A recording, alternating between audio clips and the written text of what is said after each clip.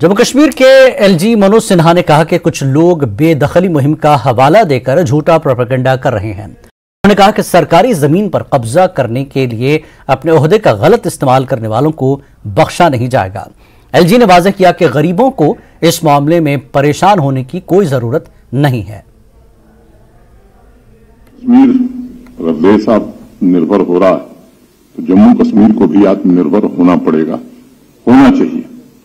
और हम कैसे विकसित राज्यों की श्रेणी में आवें, इस दिशा में हम सबको मिलकर के काम करने की आवश्यकता है। और इसके लिए आवश्यक है कि हम ज्यादा से ज्यादा रेवेन्यू जनरेट करें। मैं एक अभी मेरे पूर्व के वक्ता जो चार्टर्ड अकाउंटेंट एसोसिएशन से हैं, उन्होंने कहा जमीन आपको दे दी गई। मैं आज ये घोषित करता हूं, आप सेंटर ऑफ एक्सलेंस यहां बनाइए। रश्मि सिंह जी को आप प्रस्ताव दे दीजिए जल्द से जल्द, क्योंकि अभी एक जमीन खाली करो अभियान चला था। अब उस जमीन का उपयोग क्या होगा जो खाली हुई है, अवैध ढंग से जिन लोगों ने कब्जा किया था। तो कल एक फैसला हमने किया कि ऐसे ही सेंटर ऑफ एक्सलेंस बनाएंगे, स्पोर्ट्स फील्ड बनाएंगे, डिपार्टमेंट्स, स्कूल, कॉलेज, अस्पताल बनाएंगे। तो सरकार की जमीन अगर गलत लोगों ने कब्जा किया था, वो सरकार के पास आई है, तो उसका उपयोग पूरी तरह से जम्मू कश्मीर के सामान्य नागरिकों के लिए हो, ये हमारा अंतिम फैसला है। और इसलिए मैंने आपको कहा कि जमीन की अब हमारे पास कोई कमी नहीं है। कुछ लोग साजिश के तहत लोगों को गुमराह, जब अभियान चलाया था हमने इंक्रोचमेंट, एंटी इंक्रोचमेंट है, मुझे मालूम है, मैंने एक बार नहीं 10 बार कहा कि एक भी गरीब आदमी को नहीं छुआ जाएगा, लेकिन किसी रसूखदार को बख्शा भी नहीं जाएगा।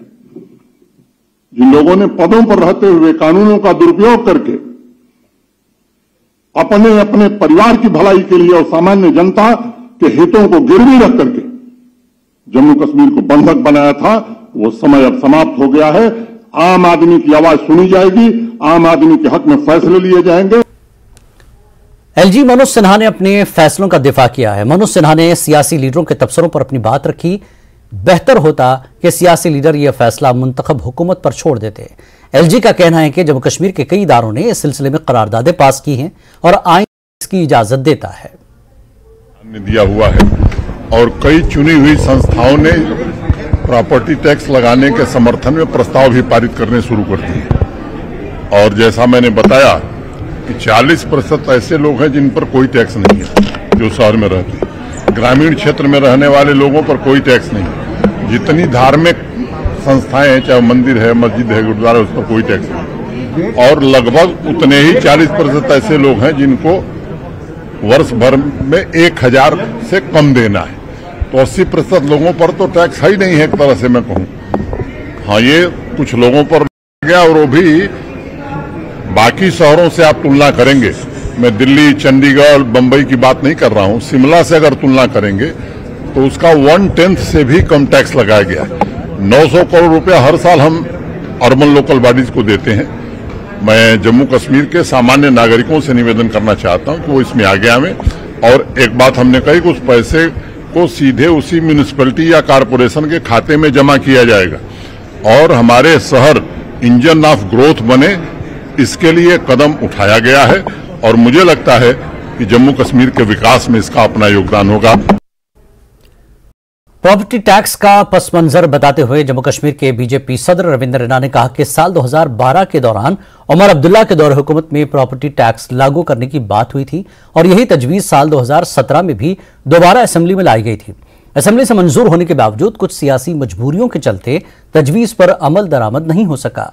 रविंद्र रैना आज जम्मू में एक तकरीब के मौके पर मीडिया से बात कर रहे थे।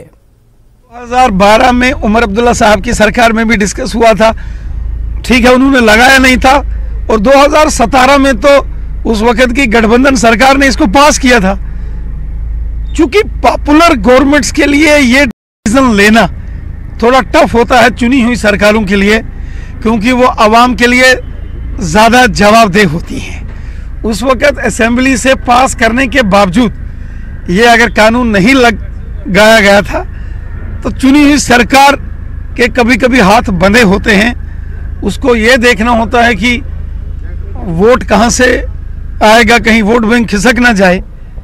तो चाहते हुए भी वो नहीं कर पाए थे, हालांकि वो जानते हैं कि इससे सेंट्रल गवर्नमेंट से आने वाला जो फंड है, जो नीति आयोग पैसा रिलीज करता है, उसमें प्रॉब्लम आएंगी अगर ये लागू नहीं हुआ है। मेयर और नेशनल कॉन्फ्रेंस के सीनियर लीडर सलमान अली सागर ने एक प्रेस कॉन्फ्रेंस की। उन्होंने स्मार्ट सिटी प्रोजेक्ट में पाए जाने वाले तजाद व बेरब्ती और इससे आम लोगों को हो रही परेशानियों पर बात की। उन्होंने कहा कि इंतजामिया G20 के मंदबीन को खुश करने की कोशिश कर रहे हैं। एनसी लीडर ने इल्जाम लगाया कि LG को गुमराह किया जा रहा है और सिर्फ जानने वाले ठेकेदारों को फायदा पहुंचाया जा रहा है। उन्होंने मजीद कहा कि अहम अस्पतालों को जाने वाली सड़कों को खोद दिया गया है और इससे मरीजों को दुश्वारी हो रही है। उन्होंने इस पूरे प्रोजेक्ट की निगरानी के लिए कमेटी बनाने की LG से अपील की है।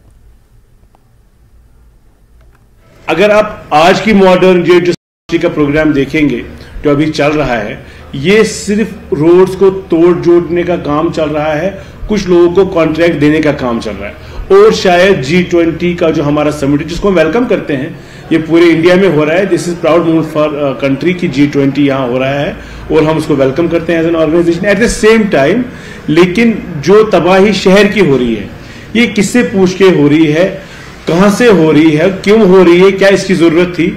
ऑफिसर जो है जिन्होंने अनप्लान्ड तरीके से श्रीनगर सिटी को स्मार्ट सिटी का प्रोजेक्ट बनाने की कोशिश की है, साइकिल ट्रैक की बात की जा रही है, 12 इंची का 12 mm का उसमें डाला जा रहा है, जैसे उस पर जहाज या कोई बड़ी गाड़ियां चलानी है, जो कि रिक्वायरमेंट नहीं है शायद अभी।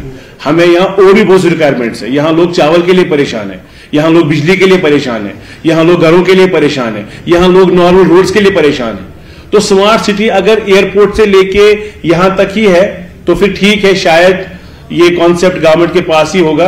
लेकिन LG साहब को कुछ लोग गुमराह कर रहे हैं। वो सीनियर पॉलिटिशियन है, एक्सपीरियंस पॉलिटिशियन है, यूनियन में मिनिस्टर रह चुके हैं, लेकिन कुछ लोग उनको मिसलेड कर रहे हैं और हमारी हिस्टोरिकल सिटी को जो है बर्बाद कर रहे हैं। स्मार्ट सिटी की जो बात करने वाले हैं, 2015 में स्टार्ट हो गया, इसका 2023 जो है टाइम वो खत्म होने का है। 23 मीन जिस साल में हम हैं, ये इस साल में कितना करेंगे ये यही जानते हैं। हमें पूरा यकीन है हम आज जहां हैं हम वहीं हैं और जो आज बना रहे हैं वो हमें दोबारा खोदना पड़ेगा। ये बात तो आप ये याद रख लीजिए। रोजगार छीनने के लिए पहले ही बैठे हैं, चाहे वो डोजर के नाम पर है, चाहे वो टैक्स के नाम पर है, चाहे वो बाकी चीजों के नाम पर है। हम उस पर नहीं अभी जाना चाहते। हमारा पॉइंट ये है कि बेसिक एमिनिटीज से आम आदमी को दूर मत रखिए। ये जो पैसा आप खर्च कर रहे हैं शोशाबाजी पे, फूफा पे और लोगों को दिखाने के लिए, ऐसा ग्राउंड पे कुछ नहीं है।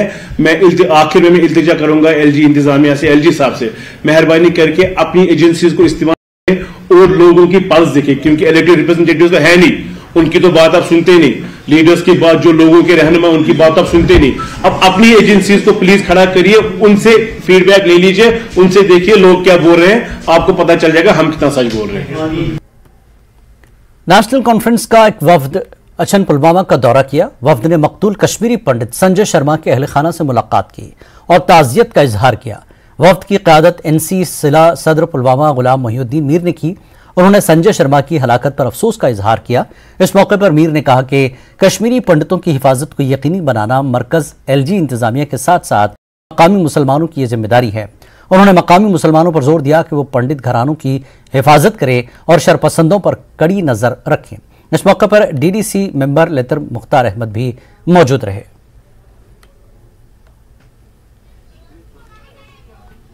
इस वक्त बीजेपी गवर्नमेंट जो दिल्ली में है उनसे भी गुजारिश कर रहा हूं और यहाँ जो LG है उससे भी गुजारिश करता हूं कि वो जान माल का तोहफुज यकीनी बनाने के लिए हर कदम उठाए, सिर्फ बयानबाजी तक उसको महदूद न रखे। और यहाँ जो कश्मीरी लोगों से भी हर एक को वहां गुजारिश करते हैं। बहसियत कि नेशनल कॉन्फ्रेंस के रिप्रेजेंटेटिव मुझे डॉक्टर साहब और उमर साहब ने यहाँ भेजा है, वो भी यहाँ आ रहे हैं, तो मैं उनकी तरफ से, नेशनल कॉन्फ्रेंस की तरफ से तमाम लोगों से जहां भी इस वक्त पंडित रह रहे हैं, चाहे मुरन में रह रहे हैं, चाहे कहीं रह रहे हैं, ये उनकी जो सिक्योरिटी उनको मुहैया की गई उसकी तरफ न देखे, बल्कि खुद उनकी रखवाली करे, खुद जाए, खुद देखे, होशियार रहे कि कोई अगर कोई मिसक्रिएट तो नहीं घूम रहा है गांवों में, उस पर नजर रखे। क्योंकि लोग तो पहचानते हैं कि ये आदमी अगर यहाँ आया, ये क्या यहाँ का है, बाहर का है, उस पर नजर रखे। क्योंकि ये पंडित जो 30 साल से हमारे यहाँ रह रहे हैं, 40 साल से यहाँ रह रहे हैं, हमारे भरोसे पर यहाँ रह रहे हैं। त्राल में इंतजामिया